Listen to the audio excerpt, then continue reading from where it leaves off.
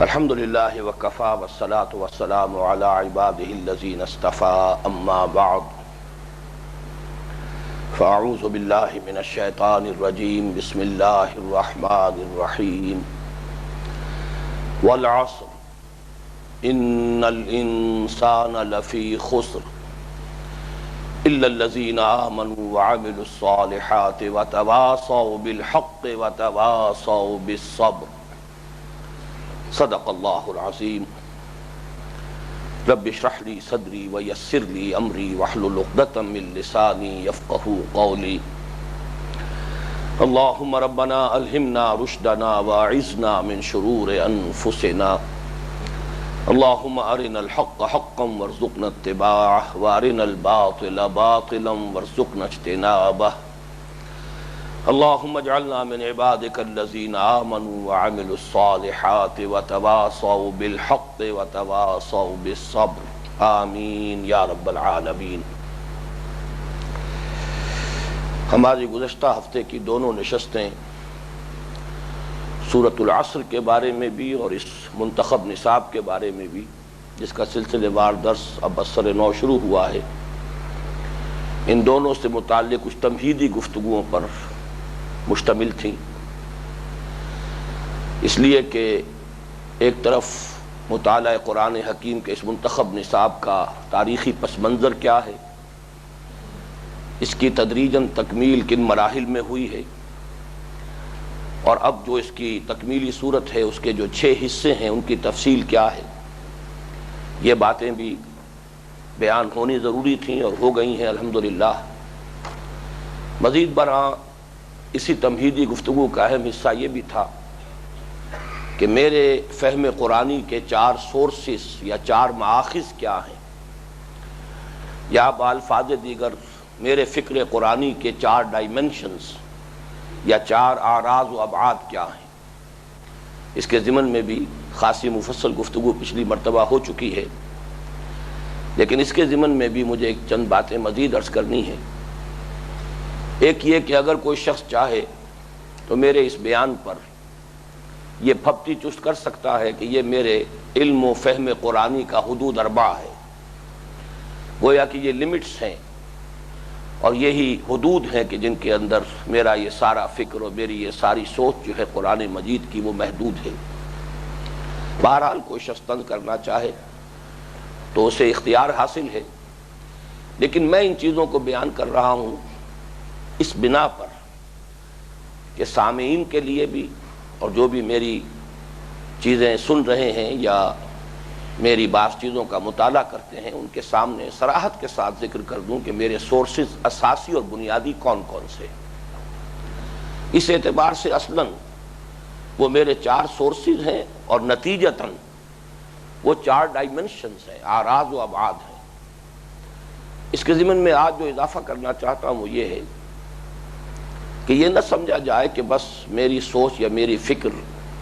ان 4 چیزوں تک محدود ہے، اگرچہ ان کے ضمن میں بھی ایک صنعت لفظی ہے جو میری طبع ذات نہیں ہے، در حقیقت خدا داد ہے، اللہ تعالیٰ کی طرف سے صورت ایسی پیدا ہو گئی کہ میرے فکر قرآنی کے جو 4 ابعاد ہیں اور جو 4 سورسز ہیں ان میں یہ کہہ سکتا ہوں کہ 2 ابوین شامل ہیں، ابو الکلام اور ابو العلا۔ ان دونوں ابوین کا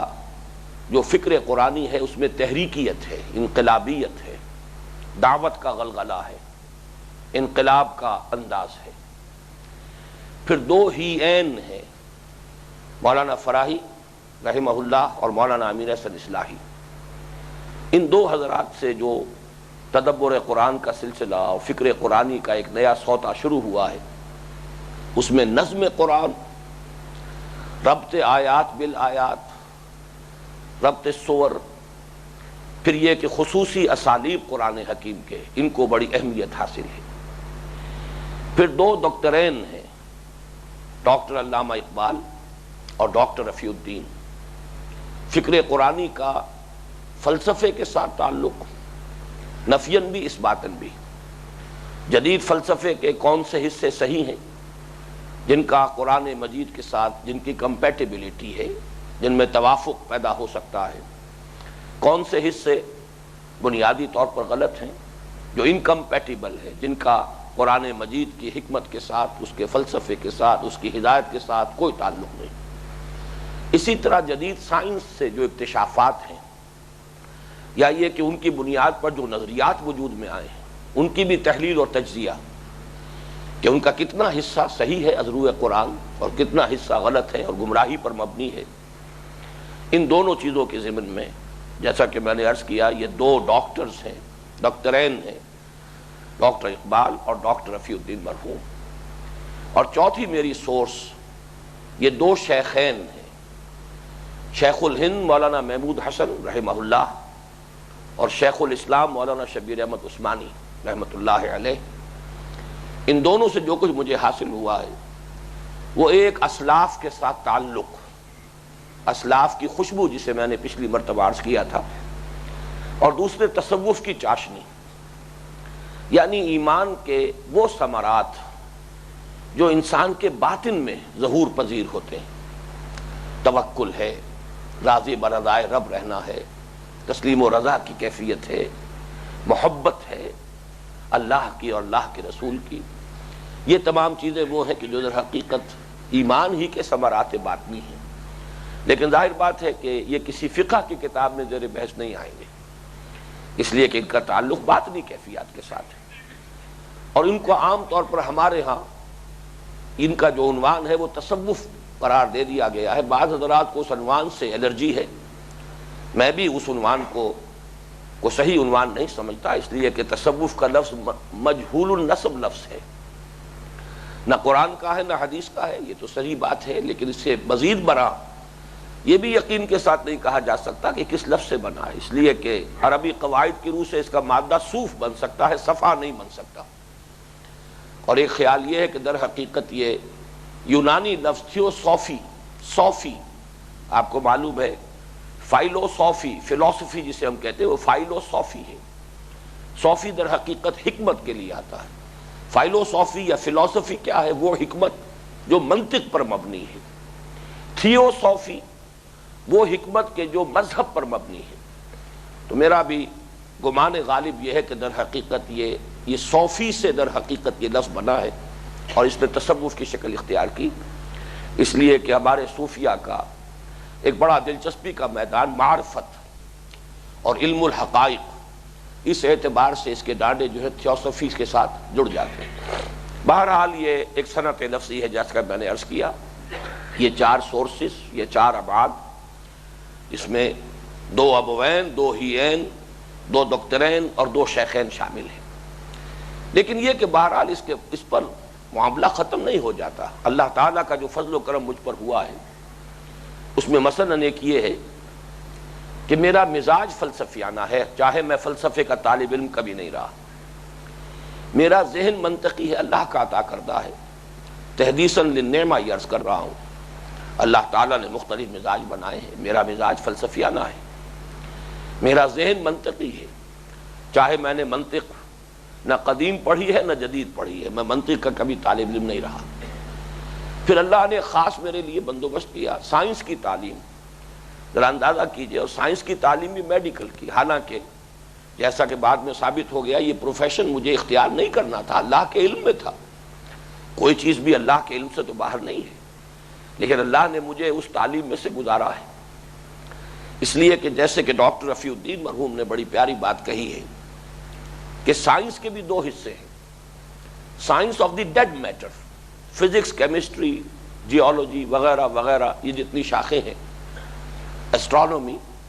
یہ سب کے سب بحث کرتی ہیں science of the dead matter سے، لیکن دوسرا سائنس کا شعبہ ہے science of the living metre,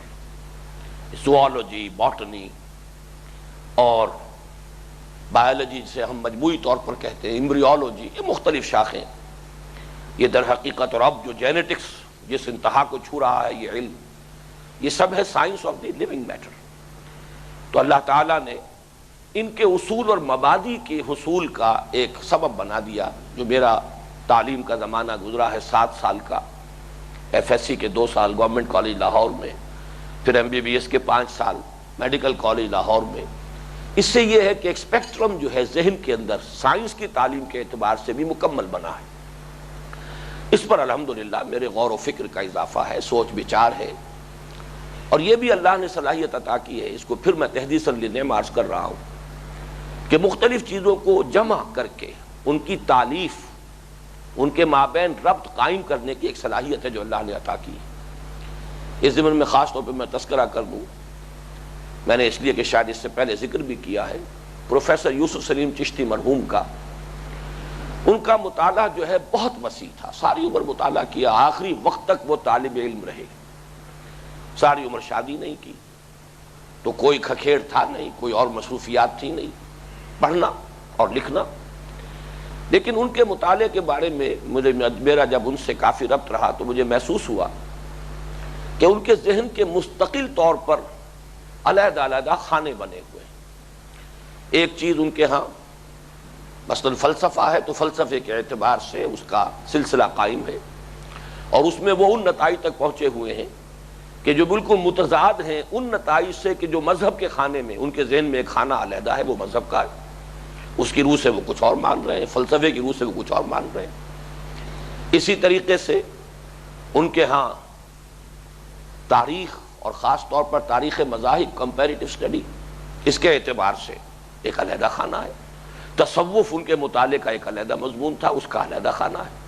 لیکن ان میں جمع و تالیف وہ نہیں کر سکے تھے، اور یہ وہ بات تھی کہ جو براہ راست میں نے ان سے کہی، انہوں نے تسلیم کیا. چنانچہ جب وہ ایک موضوع پر گفتگو کرتے تھے تو وہ ایک سٹریٹ لائن میں بڑھتے ہوئے ایک انتہا کو پہنچ جاتے تھے، اور پھر دوسرے میدان میں گفتگو کرتے تھے تو پھر وہ ایک سٹریٹ لائن میں بڑھتے ہوئے بالکل دوسری انتہا کو پہنچ جاتے تھے. تو ان کے ہاں مطالعے کا یوں سمجھیے کہ وہ سطح تو تھی اور بہت بہت وسیع تھا مطالعہ، لیکن یہ کہ اس میں تالیف نہیں تھی.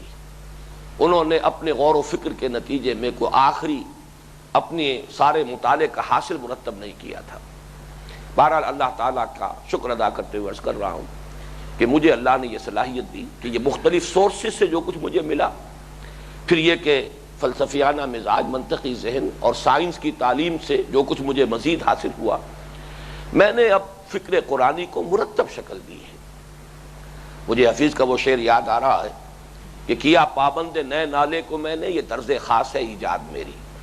تو اللہ تعالیٰ نے یہ فضل فرمایا اور ان چیزوں کو میں نے مرتب کیا ہے، اور یہ گویا کہ میرے اس فکر قرآنی کے 4 سورسز ہیں جن پر کہ میرے اپنے غور و فکر سے اضافہ ہوا ہے.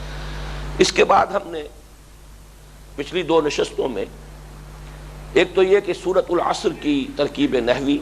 یا تحلیل کلام یا تجزیہ عبارت کا معاملہ مکمل کیا، اور اس کے ضمن میں مجھے کسی اضافے کی ضرورت محسوس نہیں ہو رہی. پھر میں نے عرض کیا تھا کہ فہم قرآن کے اگرچہ یوں تو بے انتہا اور لا تعداد مدارج ہوں گے، اس لیے کہ اللہ تعالیٰ نے جتنے انسان پیدا کیے ہیں اتنے ہی مختلف مزاج بھی ہیں، اتنے ہی لوگوں کی مزاجی ساخت جو ہے وہ مختلف ہے، اسی طرح سے لیول آف کانشسنس، شعور کی سطح بھی اتنی ہی مختلف ہے. اس اعتبار سے فہم قرآن کے بھی اتنے ہی درجے ہوں گے. لیکن یہ کہ اس کی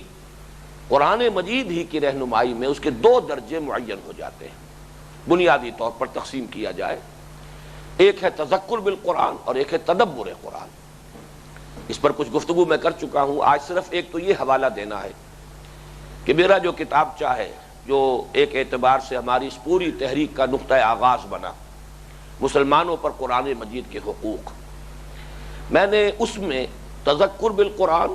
اور تدبر قرآن کے بارے میں اختصار کے ساتھ جو کچھ لکھ دیا ہے، مجھے اب بھی پورا انشراح ہے کہ وہ اس پر حرف آخر ہے اور بہت جامع تحریر ہے. میں اس وقت حوالہ صرف اس اعتبار سے دے رہا ہوں کہ جو حضرات بھی اس نئے سلسلہ درس قرآن سے منسلک ہو رہے ہوں، وہ میرے اس کتابچے کا وہ باب جو ہے، یعنی قرآن مجید کا فہم اور علم، اس کے ضمن میں 2 درجے، تذکر بالقرآن اور تدبر قرآن، اس کے ضمن میں جو تفاصیل میں نے وہاں بیان کی ہیں ان کا ضرور مطالعہ کر لیا جائے. اور ایک یہ کہ تذکر کے اعتبار سے قرآن مجید آسان ترین کتاب ہے. اس میں فطرت انسانی کے اصول و مبادی سے بات کی جاتی ہے، اور ظاہر بات ہے فطرت تو ہر انسان میں ہے. کل مولود یولد علی الفطرہ، نسل انسانی کا ہر بچہ فطرت لے کر آتا ہے. چاہے وہ جاہل ہو، چاہے وہ ان پڑھ ہو، چاہے وہ عالم ہو، فاضل ہو، حکیم ہو، دانا، فطرت تو ہے اس میں۔ تو قرآن مجید اصل میں چونکہ اپنے سارے استدلال کی بنیاد فطری، جو فطرت کی بدیہیات ہیں، مسلمات ہیں، وہ چیزیں کہ جن کو انسان اپنی فطرت کی بنیاد پر مانتا ہے اور جانتا ہے، اس کی بنیاد پر استدلال کا سارا سلسلہ قائم کیا ہے۔ اس اعتبار سے نہایت آسان کتاب، پھر زبان نہایت آسان۔ اس کے لیے جو چیلنجنگ انداز میں قرآن مجید میں سورۃ القمر میں جو 4 مرتبہ اللہ نے فرمایا ہے، در حقیقت یہ اتمام حجت کے لیے، وَلَقَدْ يَسَّرْنَا الْقُرْآنَ لِلذِّكْرِ فَهَلْ مِن مُدَّكِرٍ، ذکر کے لیے، سبق آموزی کے لیے، سبق حاصل کرنے کے لیے، بنیادی رہنمائی اخذ کرنے کے لیے ہم نے قرآن کو نہایت آسان بنا دیا۔ ایک اعتبار سے یہ مشکل ترین کتاب ہے، تدبر کے اعتبار سے اس کے تقاضے پورے کرنا آسان نہیں، اور جیسا کہ میں عرض کر چکا ہوں، لامتناہی ہے، یہ اللہ تعالیٰ کا کلام ہے، یہ اس کی صفت ہے۔ اللہ تعالیٰ کی ہر صفت مطلق ہے، جیسے اس کی ذات لامتناہی ہے، محدود نہیں ہے، لا محدود ہے، مقید نہیں ہے، مطلق ہے، اسی طرح اس کی ہر صفت ہے۔ تو اس کلام کی کوئی حدود نہیں ہے، اس پر کسی کو عبور حاصل نہیں ہو سکتا، کوئی شخص اس کی تہ تک نہیں پہنچ سکتا۔ اس اعتبار سے تو مشکل ترین کتاب شمار ہوگی، لیکن یہ کہ تذکر کے لیے آسان ترین کتاب ہے۔ اب ہم نے سورۃ العصر پر تذکر کی سطح پر غور کرنا شروع کیا تھا، تو میں پھر دوبارہ وہیں سے بات اب شروع کر رہا ہوں کہ تذکر کے اعتبار سے اس پوری سورت کو جو 3 آیات پر مشتمل ہے، ایک سمپل سٹیٹمنٹ، ایک سادہ بیان کی حیثیت سے اپنے سامنے رکھیے، بلکہ یہ کہ لوح قلب پر نقش کر لیجئے اور اس پر پھر اپنا پوری توجہ کو مرتکز کر دیجئے، جیسے کہ فوکس کر دیا جاتا ہے مائکروسکوپ کو، اور کچھ دیر کے لیے بھول جائیے قرآن مجید میں اس کے سوا کیا ہے کیا نہیں ہے، بھول جائیے کچھ دیر کے لیے ہمارے اعتقادات کیا ہے، عام طور پر ہمارے ہاں کیا چیزیں مانی جاتی ہیں، عقائد جو ہیں جن کو ہم عقائد کے نام سے کہتے ہیں، اس میں کیا کیا باتیں ہیں، ذرا ایک دفعہ یہ در حقیقت اس کا حق ادا کرنے کے لیے کہ اب اسی پر توجہ پورے طور پر مرکوز ہو جائے، فوکس کر دیجئے۔ وَالْعَصْرِ إِنَّ الْإِنسَانَ لَفِي خُسْرٍ إِلَّا الَّذِينَ آمَنُوا وَعَمِلُوا الصَّالِحَاتِ وَتَوَاصَوْا بِالْحَقِّ وَتَوَاصَوْا بِالصَّبْرِ۔ زمانے کی قسم ہے، میں وہ ترجمہ کر رہا ہوں جو بہت سادہ ہے، اس لیے کہ تذکر کی سطح پر گفتگو ہو رہی ہے، ابھی عصر اور دہر کا فرق یہ چھوڑ دیجئے، سادہ ترین ترجمہ جو ہر شخص کے سامنے آ جائے گا۔ زمانے کی قسم ہے، تمام انسان، یقیناً تمام انسان بڑے عظیم خسارے اور گھاٹے میں ہیں، سوائے ان کے جو ایمان لائے اور جنہوں نے نیک عمل کیے، اچھے کام کیے، اور جنہوں نے حق کی، ایک دوسرے کو وصیت کی، تاکید کی، اور جنہوں نے صبر کی، نصیحت کی، تلقین کی۔ اس ایک سمپل سٹیٹمنٹ کو سامنے رکھیے اور اب اس سے کچھ نتائج اخذ کیجیے۔ سب سے پہلا نتیجہ جو اس سے سامنے آتا ہے وہ یہ ہے کہ اس میں انسان کی کامیابی اور ناکامی کا ایک معیار معین کیا گیا ہے۔ ہر انسان کے سامنے کوئی نہ کوئی معیار ہے، خواہ وہ شعوری طور پر اس نے اختیار کیا ہو، اس لیے کہ ہر شخص چاہتا ہے کامیابی، کامرانی، آگے بڑھنا، زندگی لا حاصل نہ رہے، بلکہ یہ کہ اس سے انسان بھرپور طور پر استفادہ کرے، جو حاصل کر سکتا ہو کرے، جو کامیابی بھی اچیو کر سکتا ہو اچیو کرے۔ تو ظاہر ہے اس کے لیے کوئی نہ کوئی معیار، چاہے وہ شعوری ہے اور چاہے وہ تحت الشعور میں ہے۔ لیکن یہ کہ عام طور پر ہمارے سامنے جو معیارات ہیں، اگر ہم اپنے ذہن کا تجزیہ کریں، یا جسے ہم کہتے ہیں اپنے گریبانوں میں جھانکیں، یا جسے ہم کہتے ہیں اپنے دلوں کو ٹٹولیں، تو معلوم ہوگا کہ شعوری یا غیر شعوری طور پر ہمارے ذہنوں میں یہ تصور قائم ہے کہ کامیابی کا معیار ہے روپیہ، پیسہ، دولت، وسائل معیشت کی فراوانی۔ کامیابی کا معیار ہے عزت، وجاہت، دنیا میں اونچا مقام، شہرت، نام و نمود، اختیار، دبدبہ، سطوت، شان۔ یہ چیزیں ہیں کہ جن کو انسان نے کامیابی کے معیار قرار دیا ہوا ہے۔ جو جس درجے میں ان کو حاصل کر لے اس درجے میں کامیاب، جو جس درجے میں ان سے محروم ہے اسی درجے میں ناکام۔ یہ ہے لا محالہ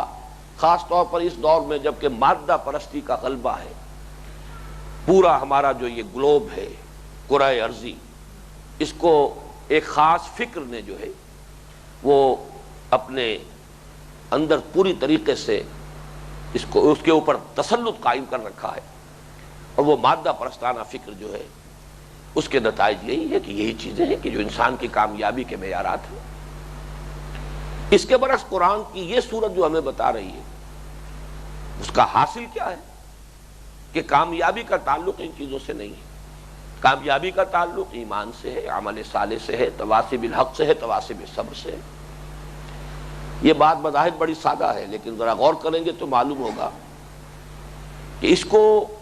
بس مان لینا، تسلیم کر لینا آسان ہے، لیکن اس پر دل کا ٹھک جانا بہت مشکل ہے۔ اس لیے کہ انسان متاثر ہوتا ہے اپنے ماحول سے، دولت و ثروت کے مظاہر دیکھ کر انسان کے اعصاب میں ارتعاش پیدا ہوتا ہے۔ دنیا میں آسائشیں ہیں، نام و نمود ہے، شہرت ہے، حیثیت ہے، وجاہت ہے، اقتدار ہے، دبدبہ ہے، ان سب سے انسان متاثر ہوتا ہے، لیکن یہ کہ اس پر قائم رہنا، جیسا کہ میں نے عرض کیا، بہت مشکل ہے۔ اور اس کا جو منطقی نتیجہ نکلتا ہے، اس کا اگر تجزیہ کریں تو وہ یہ ہے کہ ایک انسان کے پاس اگر یہ چار چیزیں نہیں ہیں، ایمان، عمل صالح، تواصی بالحق اور تواصی بالصبر، تو خواہ دولت کے انبار ہو، خواہ قارون کی سی دولت جمع ہو گئی ہو اس کے پاس، خواہ دنیاوی اقتدار جو ہے وہ فرعون کی سی حکومت اور نمرود کی سی حکومت کی صورت میں اس کے ہاتھ میں ہو، وہ ناکام ہے، خائب ہے، خاسر ہے، لفی خسر، بہت بڑے خسارے اور بہت عظیم ناکامی کے ساتھ اس کا واسطہ ہوگا، دو چار ہوگا۔ اور اس کے برعکس اگر کسی شخص کے پاس یہ چار چیزیں ہیں تو چاہے روکھی سوکھی کھا کر گزارا کر رہا ہو، چاہے اسے فاقے پڑ رہے ہو، چاہے یہ کہ وہ کسی کٹیا میں رہتا ہو یا اس سے بھی آگے بڑھ کر فٹ پاتھ پر سو رہا ہو، کوئی اس کے سر کے اوپر چھت نہ ہو، کوئی اسے جانتا نہ ہو، کوئی بھی اس سے کوئی تعلق قائم کرنا پسند نہ کرے۔ اصل میں یہ الفاظ وہ ہیں جو ایک حدیث میں آئے کہ اللہ کے کچھ بندے ایسے بھی ہوتے ہیں کہ کوئی ان سے رشتہ پسند نہ کرے، اگر وہ کہیں سفارش کرنا چاہیں کوئی ان کی بات سن کر نہ دے، کسی محفل میں وہ باہر نہ پا سکے، لیکن اللہ کے ہاں ان کا مقام یہ ہوتا ہے کہ اگر بھولے سے کسی بات پر قسم کھا بیٹھے تو اللہ تعالیٰ ان کی قسم کی لاج رکھتا ہے۔ یہ معیارات ہیں مختلف، ان معیارات کے حوالے سے در حقیقت انسان کا ایٹیچیوڈ معین ہوتا ہے، اس کی جو جہاد زندگانی جسے ہم کہتے ہیں، اس کے جہاد زندگانی کا، اس کی تگ و دو کا، اس کے سعی و جہد کا ایک رخ معین ہوتا ہے۔ اگر معیار یہ قائم ہو جائے، وَالْعَصْرِ إِنَّ الْإِنسَانَ لَفِي خُسْرٍ إِلَّا الَّذِينَ آمَنُوا وَعَمِلُوا الصَّالِحَاتِ وَتَوَاصَوْا بِالْحَقِّ وَتَوَاصَوْا بِالصَّبْرِ۔ یہ چار چیزیں ہیں تو کامیابی ہے، چاہے اور کچھ نہ ہو، اور یہ چار چیزیں نہیں ہیں تو ناکامی ہے، چاہے اور سب کچھ ہو۔ اس درجے میں اس پر یقین اور اس پر دل کا ٹھک جانا، در حقیقت یہی سبب ہے کہ صحابہ کرام کی ہمیں یہ روایت ملتی ہے کہ معمول میں یہ بات شامل تھی۔ کان الرجلان، یہ میں نے اپنے اس کتابچے کے اندر بھی یہ قول نقل کیا ہوا روایت، کان الرجلان من اصحاب النبی صلی اللہ علیہ وسلم اذا التقیا لم يتفرقا حتى يقرأ احدهما على الاخر سورة العصر ثم يسلم احدهما على الاخر۔ حضور کے صحابہ میں سے جب دو کی ملاقات ہوتی تھی تو وہ ایک دوسرے سے علیحدہ نہیں ہوتے تھے، جدا نہیں ہوتے تھے، جب تک کہ ایک دوسرے کو سورۃ العصر سنا نہیں لیتے تھے، اور پھر ایک دوسرے کو سلام کر کے جدا ہوتے تھے۔ اس لیے کہ واقعتاً یہی چیز ہے اصل فیصلہ کن۔ اگر یہ نقش کہیں دھندلا جائے، اگر اس کی پکڑ جو ہے انسان کے اعصاب پر کمزور پڑ جائے تو انسان کا عمل غلط ہو جائے گا، پھر وہ دولت کی طرف بھاگے گا، دنیاوی وجاہت اور عزت کی طلب میں غلط راستے اختیار کرے گا۔ اگر یہ فکر معیار جو ہے یہ کامیابی اور ناکامی کا، اس کی گرفت مضبوط رہے ہمارے اعصاب پر، ہمارے سوچ کے اوپر اس کا تسلط رہے، تو پھر یہ ہے کہ طرز عمل درست ہوگا، زندگی کا جہاد صحیح رخ پر ہوگا، تگ و دو اور سعی و جہد جو ہے زندگی میں وہ اپنے صحیح خطوط پر آگے بڑھے گی۔ دوسرا نتیجہ، اور وہ یہ، اور وہ بھی پھر میں عرض کروں گا بھول جائیے ہمارے ہاں جو اعتقادات ہیں، جو مرتب ہو گئے ہیں عقائد، اس وقت ان کو ذرا ذہن سے نکال کر صرف اس صورت پر توجہ کو مرتکز کیجیے، غور و فکر کل کا کل اس میں۔ آخر اللہ کا کلام ہے، اس میں جو لفظ آیا ہے بامانی آیا ہے، کسی وجہ سے آیا ہے، اس میں جو ربط قائم ہوا ہے وہ بغیر کسی سبب کے نہیں ہے، بغیر کسی دلیل کے نہیں ہے، اپنی جگہ پر ایک مکمل صورت ہے جس کی عظمت کا یہ عالم ہے کہ امام شافعی کہہ رہے ہیں کہ لو تدبر الناس هذه السورة لوسعتهم لو لم ينزل من القرآن سواها لكفت الناس۔ تو اس پر توجہ کا اور اس پر غور و فکر کا حق ادا ہوگا جبکہ ذرا ایک دفعہ ذہن سے دوسری چیزوں کو نکال دیں۔ اس کے یہ معنی نہیں ہے کہ کوئی تضاد ہے، وہ میں بعد میں عرض کروں گا، وہ در حقیقت وہ سطحیت کا نتیجہ ہے، ورنہ کوئی تضاد نہیں ہے، لیکن اس وقت میں چاہ رہا ہوں کہ توجہ کو خالصتاً اس پر مرکوز کی۔ دوسرا نتیجہ جو اس سے برآمد ہوگا وہ یہ ہے کہ اس میں کامیابی کے کم سے کم لوازم کا تذکرہ ہے، اس لیے کہ اسلوب کلام یہ بھی ہو سکتا تھا کہ زمانہ گواہ ہے، زمانے کی قسم ہے، جو لوگ یہ 4 شرطیں پوری کریں جن میں یہ 4 اوصاف ہوں ان کو بڑے مراتب عالیہ نصیب ہوں گے، ان کا بہت اونچا درجہ ہوگا، قدم صدق عند ربہم، اپنے رب کے ہاں ان کا بڑا اونچا پایا ہوگا۔ یہ بھی ہو سکتا تھا۔ اس سے منطقی طور پر یہ نتیجہ برآمد ہو سکتا تھا کہ اگر اس درجے تک انسان شرطیں پوری نہ کر سکے تب کوئی کمتر درجہ تو پھر بھی ہو سکتا ہے، اگر بہت اعلیٰ رتبہ نہیں تو کوئی کمتر رتبے میں کامیابی کا امکان ہے۔ یہاں چونکہ استثناء کیا جا رہا ہے ناکامی سے، فیلیور، یقیناً وہ تمام انسان خسارے اور گھاٹے میں ہیں جو ان 4 شرطوں کو پورا نہ کرے، تو معلوم ہوا یہ منیمم کا تذکرہ ہے۔ اس پر بعض حضرات نے اعتراض کیا کہ یہ اگر 4 شرطیں ہو جائیں پوری اور یہ کہہ رہا ہے کہ منیمم کامیابی ہے۔ اصل میں 2 چیزوں میں فرق کو اگر پیش نظر ذہن میں نہ رکھا جائے تو یہ مغالطے اور یہ اعتراضات جو ہیں جس کو میں کہہ رہا ہوں کہ سطحیت کے اوپر مبنی ہے وہ سامنے آ جاتے ہیں۔ وہ یہ کہ ایک ہے کسی شے کی نوعیت، ایک ہے اس کی کمیت کوانٹیٹیو ایسپیکٹ، ایک ہے کوالیٹیٹیو ایسپیکٹ، یہ دونوں چیزیں جدا ہیں۔ یقیناً جس کو کہ ایک گراف کے ذریعے سے ہم بڑی خوبصورتی کے ذریعے سے واضح کر سکتے ہیں کہ آپ کو معلوم ہے کہ گراف میں ایک لائن ہوتی ہے جو ہاریزونٹل ہے، نیچے ہے، اور ایک پھر ورٹیکل کھڑی ہے، عمودی شکل میں کھڑی ہے۔ نیچے یوں سمجھیے ایمان، عمل صالح، تواصی بالحق، تواصی بالصبر۔ اب جو اس کی کوانٹٹی کا معاملہ ہے وہ اس عمودی خط کے ساتھ آئے گا۔ ایمان تھوڑا ہے تو عمل صالح بھی اسی درجے میں تھوڑا ہوگا، تو تواصی بالحق بھی اسی درجے میں ہوگا، تو تواصی بالصبر بھی اسی درجے میں ہوگا۔ لیکن ایمان کا بیج اگر صحیح درست ہے تو لا محالہ اس سے عمل صالح اور اس سے تواصی بالحق اور اس سے تواصی بالصبر وجود میں آئیں گے۔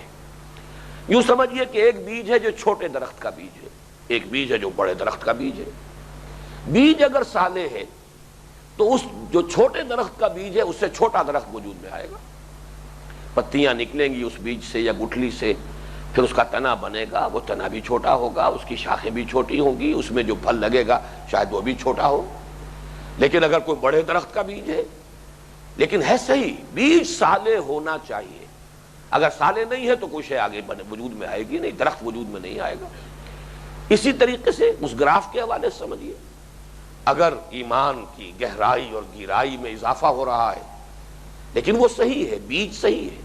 تو عمل صالح بھی اسی نسبت سے آگے بڑھے گا، گمبھیر ہوگا، اس کی شاخیں جو ہے اور آگے پھیلیں گی، اسی نسبت سے اب شدت پیدا ہوگی تواصی بالحق میں،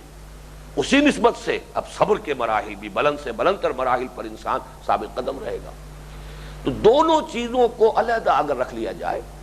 تو اگر یہاں جو کچھ معلوم ہو رہا ہے وہ یہ ہے کہ در حقیقت یہ ہے کم سے کم منیمم 0 لیول سے ذرا اوپر چلیں گے تب بھی یہ 4 چیزیں آئیں گی، ایمان بھی، عمل صالح بھی، تواصی حق بھی، تواصی بالصبر بھی۔ اس سے اوپر جائیں گے پھر 4 چیزیں اسی مناسبت سے آگے بڑھ جائیں گے، اور اوپر جائیں گے پھر 4 چیزیں اسی نسبت سے اعلیٰ تر درجے کے اوپر ہوں گی۔ لیکن یہ کہ ہے یہ 4 لازم، یہی ہے در حقیقت تیسرا سبق، کہ یہ چاروں جو ہے لازمی ہے اور چاروں باہم لازم و ملزوم ہیں۔ چاروں لازمی کس اعتبار سے ہیں؟ اس کو بھی سادہ انداز میں سمجھیے کہ جب فرمایا گیا کہ ان الانسان لفی خسر الا الذین آمنوا وعملوا الصالحات وتواصوا بالحق وتواصوا بالصبر، تو اگر خسران سے نجات کو چار شرائط سے مشروط کیا گیا تو کس کو حق پہنچتا ہے کہ وہ ان میں سے کسی کو ساقط کر دے؟ اللہ کا کلام ہے، اس میں کون ترمیم کر سکتا ہے؟ معلوم ہوا چاروں لازمی ہیں، چاروں ناگزیر ہیں۔ اس لیے کہ سادہ سی مثال جو میں نے اس کتابچے میں بھی دی ہے، اگر کوئی حکیم نسخہ لکھتا ہے اس میں چار اجزاء ہیں، چار ادویات ہیں، اب اگر کوئی شخص اپنی مرضی سے اس میں سے ایک دوا کو ساقط کر دے، ختم کر دے، تو اب یہ نسخہ اس کا اپنا نسخہ، یہ اس حکیم کا نسخہ نہیں ہے، اس کی ذمہ داری اب حکیم پر نہیں ہے، طبیب پر نہیں ہے، اس کی ذمہ داری اب اس شخص پر ہے جس نے اس میں سے کسی جز کو نکال دیا ہے۔ تو یہ اللہ تعالیٰ نے نسخہ نجات ہمارے لیے تجویز کیا ہے، ایمان، عمل صالح، تواصی بالحق، تواصی بالصبر۔ ان میں سے کسی بھی شے کو ساقط کر دینے کا کسی کو اختیار حاصل نہیں، اور یہی وہی بات ہے جو میں عرض کر چکا ہوں، ایمان کا بیج اگر صالح ہے تو اس سے یہ چاروں چیزیں لازماً وجود میں آئیں۔ ایمان کے بعد عمل صالح، عمل صالح اپنی ایک پختگی کو پہنچے گا، اس میں برگ و بار لگیں گے تواصی بالحق اور تواصی بالصبر کی۔ البتہ فرق رہے گا، کوانٹیٹیٹو فرق رہے گا، وہ فرق اپنی جگہ پر ہے، لیکن یہ کہ اس ایمان کے بیج کے صالح ہونے اور صحیح ہونے کا منطقی اور لازمی نتیجہ یہ ہے کہ یہ تینوں منزلیں بعد میں وجود میں آئیں گی۔ اسی اعتبار سے امام رازی رحمۃ اللہ علیہ کا قول جو بہت ہی اس اعتبار سے میں عرض کروں گا قول فیصل کا درجہ رکھتا ہے، وہ بھی اس کتابچے میں موجود ہے، اور میں یہ چاہتا ہوں کہ جو حضرات بھی ان دروس میں شرکت کر رہے ہیں اس کتابچے میں شامل ان عبارات کو پڑھیں، یاد کریں، اس لیے کہ واقعہ یہ ہے کہ جیسا کہ میں اپنے گزشتہ ہفتے کے ان دونوں نشستوں میں عرض کر چکا ہوں کہ میرا اپنا طرز عمل یہی رہا اور یہی میں آپ کے سامنے پیش کر رہا ہوں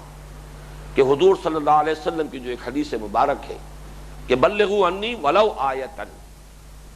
یہاں تو سورت کا معاملہ ہے، ایک سورت بھی اگر آپ سمجھ لیں تو گویا کہ قرآن مجید کا 1/114 حصہ آپ کے اس کی دولت جو ہے وہ آپ کو دستیاب ہو گئی ہے۔ 114 صورتیں ہیں، اس صورت کے آپ مبلغ بن جائیں۔ اگر صحابہ کرام ایک دوسرے سے ملاقات میں ایک دوسرے کو تذکیر کرتے تھے، اس صورت کی یاد دہانی کرا دیتے تھے، یہی طرز عمل ہمیں اختیار کرنا چاہیے اور اسے آگے پھیلانا ہے۔ تو ان عبارات کو یاد کرنا ضروری ہے، اس لیے کہ بہت پیاری عبارت ہے امام رازی رحمۃ اللہ علیہ کی کہ فی ہذہ الآیہ فیہا وعید شدید، اس آیت میں تو اللہ تعالیٰ کی طرف سے بڑی شدید وعید ہے، لأن اللہ تعالی حکم بالخسار علی جمیع الناس، اس لیے کہ اللہ تعالیٰ تو فیصلہ کر دیا ہے خسران کا، بربادی کا، تباہی کا تمام انسانوں کے حق میں، الا من کان آتیا بہذہ الاشیاء الاربعہ، سوائے ان کے جو ان چاروں چیزوں کا التزام کریں، چاروں چیزوں کا حق ادا کریں، وہی الایمان والعمل الصالح والتواصی بالحق والتواصی بالصبر، اور وہ چار چیزیں ہیں ایمان اور عمل صالح اور تواصی بالحق اور تواصی بالصبر۔ اور بڑا پیارا جملہ ہے، وَدَلَّ ذَلِكَ، اس سے دلیل ملی ہے، اس سے رہنمائی ہوئی ہے، ان النجات معلقۃ بمجموع هذه الاشیاء، کہ نجات کا دار و مدار، نجات منحصر ہے، نجات کا دار و مدار ہے ان چاروں چیزوں کے مجموعے پر۔ بہت پیارا، جیسا کہ میں نے بارہا اپنے دروس میں عرض کیا ہے، میں امام رازی کا اس اعتبار سے بہت قائل ہوں، اگرچہ ان کی تفسیر میں خاص زمانے کا علم کلام، اس خاص زمانے کا فلسفہ، اس خاص زمانے کی فلکیات، یہ تو وہ مباحث ہوتے ہیں کہ جن سے انسان کی طبیعت جو ہے پھر کچھ گھبراتی ہے، اس لیے کہ اصول و مبادی فلسفے کے بدل چکے، اصول و مبادی فلکیات کے بدل چکے، اور بہت سی چیزیں جو ہیں ان کے در حقیقت ان کی اساسات تبدیل ہو چکی، لیکن عبارت کی تحلیل اور تجزیہ، وہ ایک آیت پر جب گفتگو کرتے ہیں تو اس عبارت کی تحلیل اور تجزیہ جس خوبصورتی کے ساتھ کرتے ہیں، جس کمال اور کمال مہارت کے ساتھ کرتے ہیں، کم سے کم میرے علم میں ان کا ثانی اس میدان میں کوئی اور نہیں ہے۔ اور پھر سوال پیدا کر فیہا مسائل، یہ مسائل ہے، اب وہ مسائل بھی، یہ ایک صاحب نے کہا اور صحیح کہا کہ سوالات پیدا کرنے میں امام رازی کا کوئی جواب نہیں، لیکن یہ ضروری نہیں کہ جو بھی سوالات وہ پیدا کر دیں ان کے جوابات بھی دے سکیں۔ میں یہ سمجھتا ہوں یہ دیانت کا تقاضا ہے، ایک انسان جو بھی سوالات ہیں اگر انہیں اس نے مرتب کر دیا تو آئندہ غور و فکر کرنے والوں کے لیے ایک مواد ہے، سوچیں۔ یہ تو غور و فکر جاری رہے گا، لا تنقضی عجائب ہو، اس قرآن کے عجائب تو کبھی ختم نہیں ہوں گے، لیکن یہ کہ معین ہو جاتے ہیں کہ اس میں یہ سوالات ہیں کہ جو پیدا ہوتے ہیں، اب جن کا جواب وہ دے سکے اور آپ کا اگر اس پر اطمینان ہو جائے قبول کیجئے، مزید کے لیے غور و فکر کیجئے۔ تو اس سورۃ العصر کا بھی یہ تجزیہ کہ یہ چاروں لوازم نجات ہیں، باہم لازم و ملزوم بھی ہے، اس کی میں اس وقت تو بعد میں تو وہ تدبر کی سطح پر کچھ گفتگو کا موقع ہوگا تو میں ذرا تفصیل سے عرض کروں گا۔ اس وقت یہ کہ صرف ایک تمثیل کے حوالے سے بات سمجھ لیجئے کہ یہ گویا کہ جس کو ہم کہیں گے کامن سینس، عقل عام، اس کے حوالے سے بھی یہ چاروں چیزیں لازم و ملزوم ہیں۔ اولاً یہ کہ یہ چاروں چیزیں لازمی شرائط ہیں نجات کی، دل ذالک ان النجات معلقۃ بمجموع هذه الاشیاء، اس کے لیے عقلی دلیل یہ کفایت کرتی ہے کہ جب اللہ نے چار چیزوں کے ساتھ مشروط کیا ہے تو کسی کو اختیار نہیں ہے کہ ان میں سے کسی ایک شرط کو وہ ساقط کر دے۔ اور دوسرے یہ کہ امام رازی کا یہ جملہ جو ہے یہ میں سمجھتا ہوں کہ اس پر بہت ہی جامع جو ہے اور ایک عقلی اور منطقی اعتبار سے اور تجزیہ عبارت کے اعتبار سے حرف آخر ہے۔ لیکن ان چاروں کے لازم و ملزوم ہونے کا معاملہ جو ہے عقل انسانی کے حوالے سے، عقل عام کے حوالے سے، کامن سینس کے حوالے سے ہر شخص یہ جانتا ہے کہ کسی بھی ایک عاقل و بالغ انسان، اور نمبر دو جس میں سیرت و کردار کی صلابت اور پختگی موجود ہو، یہ دونوں شرطیں اگر کسی انسان میں پوری ہو رہی ہوں، شعور کے اعتبار سے، فہم کے اعتبار سے عاقل و بالغ ہو، اور نمبر دو اپنی سیرت و کردار کے اندر بیسک سٹرنگتھ جو ہے، مورل سٹرنگتھ آف کریکٹر وہ موجود ہو، تو ممکن نہیں ہے کہ وہ اس راستے سے انحراف کرے کہ جو معاملہ بھی اس کے سامنے آئے فطرت کا تقاضا ہے، عقل کا تقاضا ہے، منطق کا تقاضا ہے، کامن سینس کا تقاضا کہ سب سے پہلے اس کی تہ تک پہنچنے کی کوشش کرے، حقیقت کیا ہے۔ یہ نہیں کہ بس سرسری سی بات سنی، جنہیں ہم کہتے ہیں کان کے کچے، کسی نے بات کان میں ڈال دی ہے، بس اس کو پلے باندھ لیا ہے، اس پر اپنا طرز عمل بھی جو ہے اس کی بنیاد رکھ دی ہے، یہ تو بات نہ ہوئی۔ آپ تہ تک پہنچیے، حقیقت تک پہنچیے، معاملے کی اصل حقیقت تک رسائی حاصل کیجیے، یہ پہلا منطقی تقاضا ہے۔ پھر جو حقیقت سامنے آئے اسے قبول کیجیے، یہ نہ ہو کہ اب اگر وہ تلخ حقیقت ہے تو اب آپ اپنی نگاہیں اس سے ہٹا لیں، یہ تو پھر دل کا چور ہے، یہ تو سیرت و کردار کے اندر بزدلی ہے۔ جو حقیقت سامنے آئے، جیسا کہ میں نے بارہا مثال دی سقراط کی، اس نے زہر کا پیالہ پینا گوارا کیا، لیکن جو حقیقتیں اس کے سامنے آئی اس پر زبان بند رکھنا بھی گوارا نہیں کیا۔ مطالبہ یہ نہیں تھا اس معاشرے کا کہ تم ان چیزوں سے دستبردار ہو جاؤ، یہ نہیں، یہ تو غیر منطقی بات ہوتی ہے۔ ایک شخص کا ذہن ہے، وہ اس پر قادر نہیں ہے کہ اپنے ذہن کو تبدیل کر سکے، اس کی سوچ ہے، اور یہ مطالبہ نہیں تھا، صرف یہ مطالبہ تھا زبان بند رکھو، اس کو بیان نہ کرو، اس کو عام نہ کرو، لیکن اس کو بھی اس نے گوارا نہیں کیا، اور اس نے اس پر ترجیح دی ہے زہر کا پیالہ پی کر اپنی زندگی ختم کرنے کو۔ اگر دو ہی آلٹرنیٹیوز ہیں تو پھر میں زندگی کو ختم کرنے کو ترجیح دیتا ہوں، اس پر کہ میں زندہ رہوں اور جس شے کو میں حق سمجھتا ہوں اسے میں بیان نہ کر سکوں۔ تو یہ تو تیسرا مرحلہ، بلکہ عقل عام کا تقاضا کیا ہوگا؟ پہلے ہر شے کی حقیقت تک خود پہنچیے، اس کی تہ تک پہنچیے، جو حقیقت منکشف ہو قبول کیجیے، اختیار کیجیے، اس کا کوئی عملی تقاضا ہے تو اب اس کو پورا کیجیے، پھر یہ کہ اب اس کا اعلان کیجیے، اس کا چرچا کیجیے، اس کو بیان کیجیے۔ کوئی اندیشہ نہ ہو کہ اس سے ریزنٹمنٹ ہوگی، اس سے فلاں ناراض ہو جائے گا، اس سے میرے فلاں جو ہے مفادات اس کے اوپر آنچ آ سکتی ہے۔ یہ تمام چیزیں، ان میں سے اگر کوئی بھی دامن گیر ہو جائے،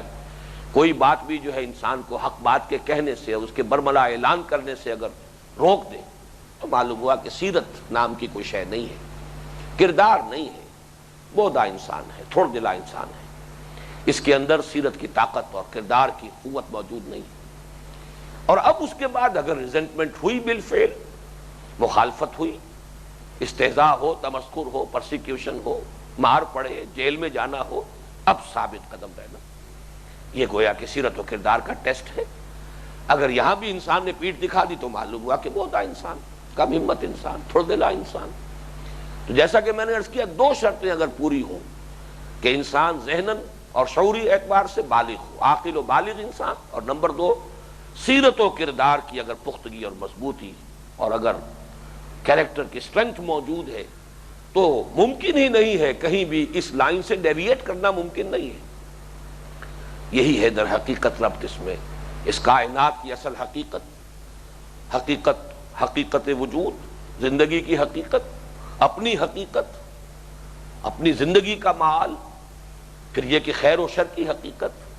یہ ساری چیزیں ہیں کہ جن کے مجموعے کا نام ایمان ہے. پہلے انسان اس تک رسائی حاصل کرے، پھر جو چیزیں اس کے سامنے آئیں اور اس نے قبول کیا، ذہناً اور قلباً اختیار کیا، اب اس کے عملی تقاضوں کو پورا کرے، اور پھر یہ کہ اسی کا پرچارک بن کر کھڑا ہو، اسی کا اعلان کرے. نہ صرف اعتراف کرے، اعلان کرے برملا ڈنکے کی چوٹ. اور پھر یہ کہ اب جو تکلیف آئے، بڑا پیارا جملہ ہے وہ جو حضرت لقمان کی نصائح میں آیا، یا بنی اقم الصلاۃ وامر بالمعروف وانھ عن المنکر واصبر علی ما اصابک ان ذلک من عزم الامور. نیکی کا حکم دو، بدی سے روکو، اور پھر صبر کرو اس پر جو تم پر بیتے. اس لیے کہ بیتے گی لا محالہ، اس لیے کہ ہو نہیں سکتا کہ اس دنیا میں آپ حق کی بات کہیں اور آپ پر کوئی ابتلا اور آزمائش اور تکلیف نہ آئے. تو صبر، ان ذلک من عزم الامور، جسے میں کہتا ہوں اسٹرینتھ آف کیریکٹر، وہ یہاں لفظ عزم میں آیا ہے. صاحب عزیمت انسان، اولو العزم انسان،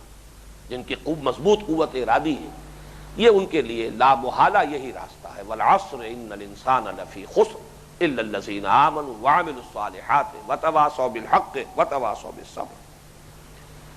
چوتھا نتیجہ جو نکلتا ہے اس عبارت سے، وہ در حقیقت تاکید اور ایمفیسس کی انتہا ہے، جو اس میں اس چھوٹی سی صورت میں 3 آیتوں پر، چند الفاظ پر مشتمل صورت میں اللہ تعالیٰ نے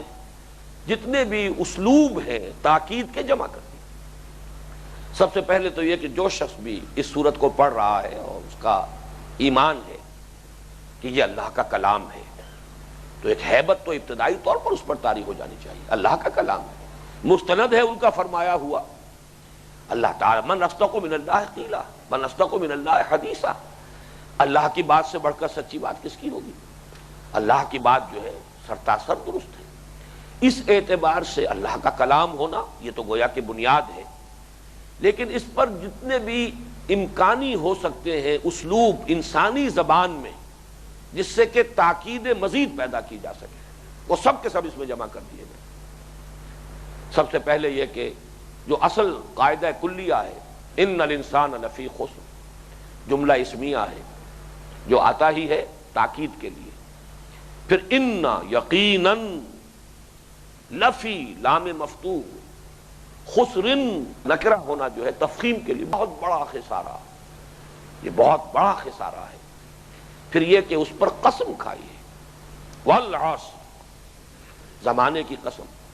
کم سے کم تذکر کی سطح پر بھی یہ تو معلوم ہے کہ قسم کس لیے کھائی جاتی ہے؟ اپنی بات میں زور دینے کے لیے. ہم بھی کوئی بات کہہ رہے ہیں یا کسی سے کوئی وعدہ کر رہے ہیں، تو جب قسم کھاتے ہیں تو گویا کہ اس میں ہم تاکید کا ایک زور پیدا کرنا چاہتے ہیں. تو اس اللہ تعالیٰ ایک قسم کھا کر، زمانے کی قسم کھا کر فرما رہے ہیں کہ ان الانسان لفی خسر الا الذین آمنوا وعملوا الصالحات وتواصوا بالحق وتواصوا بالصبر. تو معلوم ہوا کہ یہ ہے وہ 4 بنیادی سبق، اور چاروں سے مل کر یوں سمجھیے کہ اس کا جو اصل، اس میں جو ہمارے لیے ذکر ہے، جو یاد دہانی ہے، جو رہنمائی ہے، جو اس کا اصل مورل لیسن ہے، جیسے کہ میں نے پچھلی مرتبہ عرض کیا تھا، وہ یہ 4 چیزیں ہیں. نمبر 1، کامیابی نہ مال و دولت سے ہے، نہ دنیاوی حیثیت و وجاہت سے ہے، نہ اختیار و اقتدار سے ہے، بلکہ ایمان، عمل صالح، تواصی بالحق، تواصی بالصبر سے ہے. نمبر 2، یہ چاروں کامیابی کے ناگزیر اور کم از کم لوازم ہیں، ان میں سے کسی ایک کو ساقط نہیں کیا جا سکتا. نمبر 3، یہ چاروں لازم و ملزوم ہیں، ان کے اندر ایک منطقی ربط ہے. اور آخری بات یہ اس پہ انتہائی تاکید اللہ تعالیٰ نے اختیار کی ہے تاکہ یہ ہمارے، جیسا کہ میں نے پہلے الفاظ استعمال کیے تھے، لوح قلب پر کندہ ہو جائیں یہ الفاظ، اور یہ تصور جو ہے ہمارے اعصاب کے اندر سرایت کر جائے کہ کامیابی ان چار چیزوں سے ہے، اور یہ کامیابی کے کم از کم لوازم ہے، اور یہ چاروں چیزیں ناگزیر ہیں، باہم لازم و ملزوم ہے، اور اللہ تعالیٰ نے اس پر قسم کھائی۔ بارک اللہ لی ولکم فی القرآن العظیم ونفعنی وإیاکم بالآیات والذکر الحکیم۔